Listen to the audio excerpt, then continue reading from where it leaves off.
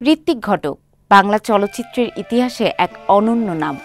আজ থেকে ঠিক ১০০ বছর আগে ১৯২৫ সালে ঢাকায় জন্ম নেওয়া এই নির্মাতার শৈশব কেটেছিল পূর্ববঙ্গে, অর্থাৎ বর্তমান বাংলাদেশে।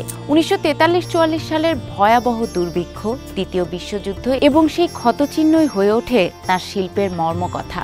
দেশভাগ তাঁকে কলকাতায় আশ্রয় নিতে বাধ্য করে। ১৯৪৮ সাল থেকে তিনি নাট্যচর্চা শুরু করেন। তার নির্মাণে উল্লেখযোগ্য নাটক জ্বালা ও দলিল।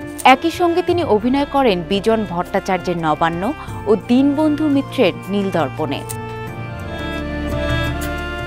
১৯৪০-এর দশকের শেষ থেকে ১৯৭০-এর দশকের প্রথম ভাগ পর্যন্ত ঘটকের চলচ্চিত্র বাংলার এক অস্থির সময়ের সামাজিক, রাজনৈতিক ও সাংস্কৃতিক বাস্তবতাকে গভীর সংবেদনশীলতায় ধারণ করেছে।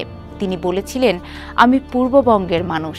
স্বাধীনতার নামে আমার জাতির ওপর যে অজস্র দুর্দশা নেমে এসেছে, আমি তার নিজের চোখে দেখেছি, আর সেই সত্যি আমার চলচ্চিত্রে ফুটিয়ে তুলেছি। তার মেঘে ঢাকা তারা, কোমল গান্ধার ও সুবর্ণরেখা এই তিনটি চলচ্চিত্র অনিচ্ছাকৃতভাবে এক ত্রয়ীতে পরিণত হয়, যেখানে রাজনৈতিক ও অর্থনৈতিক বিভাজনের মধ্যেও সাংস্কৃতিক সংহতির অনুসন্ধান ঘটে নারী চরিত্রের মধ্য দিয়ে। সিনেমায় ভারতীয়, বাঙালি, ইউরোপীয় ও রুশ শিল্পধারার সংমিশ্রণে গঠিত তার অনন্য মেলোড্রামাটিক শৈলী নির্মাণ করেছে এক নতুন বাংলার স্বপ্নভূমি, যার কেন্দ্রে রয়েছে নারী। দেশভাগ পরবর্তী কলকাতার প্রেক্ষাপটে গড়ে ওঠা মেঘে ঢাকা তারা এক উদ্বাস্তু মধ্যবিত্ত পরিবারের টিকে থাকার সংগ্রামের কাহিনী। নীতা ও সীতা দুই নারী এখানে আত্মত্যাগের প্রতীক। নীতাকে এখানে দেখানো হয়েছে শক্তির প্রতীক হিসেবে। তার বাড়ির আঙিনা, যেখানে ফুটন্ত ভাতের শব্দ, আগুনের ঝলকানি, সবই তার আত্মবলিদানের প্রতিধ্বনি। ঘটক ঘর ও মাতৃভূমিকে নারীত্বের রূপে দেখিয়েছেন, যেখানে নির্বাসন বন্দী করে নারী ও জাতিকে একই শিকলে। নীতা স্নেহময়ী রক্ষক, গীতা কামনার প্রতীক, আর মা নিষ্ঠুরতার রূপ। এই ত্রয়ীতে সমাজের ভাঙন ফুটে ওঠে। শেষ দৃশ্যে পাহাড়ের স্যানাটোরিয়ামে মৃত্যু পথযাত্রী নীতা আকুল হয়ে বলে ওঠে, ভাই, আমি বাঁচতে চাই। পাহাড়ের প্রতিধ্বনি মিলেমিশে সৃষ্টি করে এক অনন্ত আর্তনাদ, যেখানে নীতা হয়ে ওঠে নিঃশ্বাসরুদ্ধ বাংলা, যে বাঁচতে চায় কিন্তু পারে না।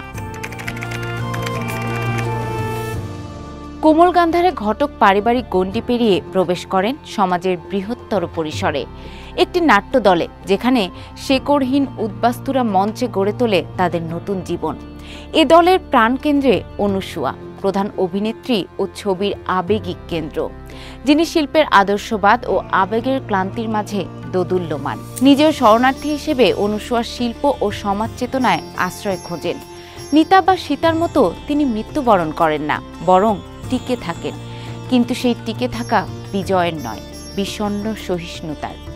অনুসুয়ার সঙ্গে ভৃগুর সম্পর্ক দুটি বাংলার প্রতীকী মিলন, পুরুষ ও নারী, পশ্চিম ও পূর্ব, আদর্শ ও আপোষ।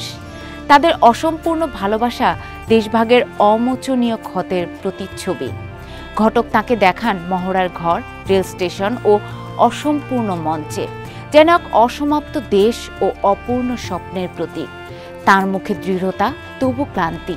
এ দ্বন্দ্বেই তিনি হয়ে ওঠেন আধুনিক বাঙালি নারী, এক চিন্তক ও শিল্পী, যিনি ইতিহাসের ভার বহন করেন। অনুসুয়া হলেন ঘটকের পুনঃসংজ্ঞায়িত নারীত্ব, এক অবক্ষয়িত সমাজে শেষ নৈতিক ও নান্দনিক আশ্রয়, যে কণ্ঠ গান গায় যখন পৃথিবী তার সুর হারিয়েছে।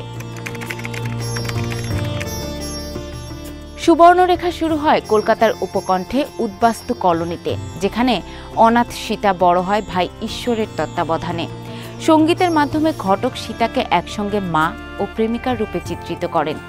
চলচ্চিত্রটি পিতৃতন্ত্র ও সমাজের আত্মবিনাশের রূপক হয়ে ওঠে।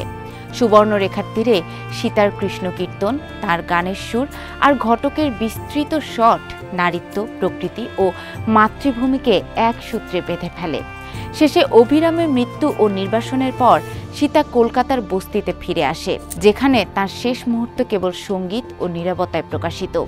মাতাল ঈশ্বরের অন্ধ আগমন, সীতার আতঙ্ক আর ফেলিনির লা ডলসে ভিটার সুর মিলেমিশে তৈরি করে বাংলার সাংস্কৃতিক অবক্ষয়ের এক ভয়াবহ রূপক। সীতার মৃত্যু ব্যক্তিগত নয়, বরং এক বিভক্ত বাংলার আত্মহত্যা, নিজ অন্ধত্বে নিমজ্জিত জাতির প্রতীক। ঋত্বিক ঘটকের শেষ দিকে শ্রেষ্ঠ রচনা তিতাস একটি নদীর নামে তার ক্যামেরা শহর থেকে সরে আসে নদীমাতৃক বাংলার গভীরে। এখানে আবির্ভূত হয় বাসন্তী, ঘটকের অন্যতম গভীর নারী চরিত্র। তার জীবন তিতাস নদীর জোয়ার ভাটার মতোই অনন্ত ও বেদনাময়। নদীপাড়ের মেয়ে বাসন্তী বিয়ের রাতে অপহৃত হয়। বহু বছর পর সন্তানসহ ফিরে এসে দেখে তার জগৎ ধ্বংস হয়ে গেছে। তার যাত্রা পৌরাণিক হলেও রাজনৈতিকও বটে।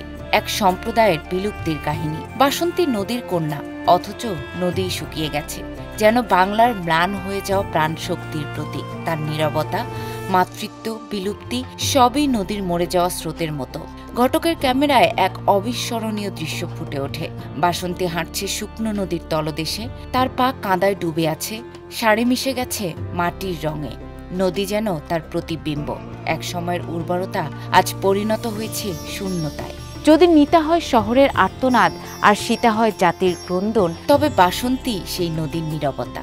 বাংলার চিরন্তন জননী, যাকে সবাই পরিত্যাগ করেছে, তবুও কেউ ভুলতে পারেনি। সেই জননীকেই আমরা বারংবার দেখেছি ঋত্বিক ঘটকের সিনেমায়।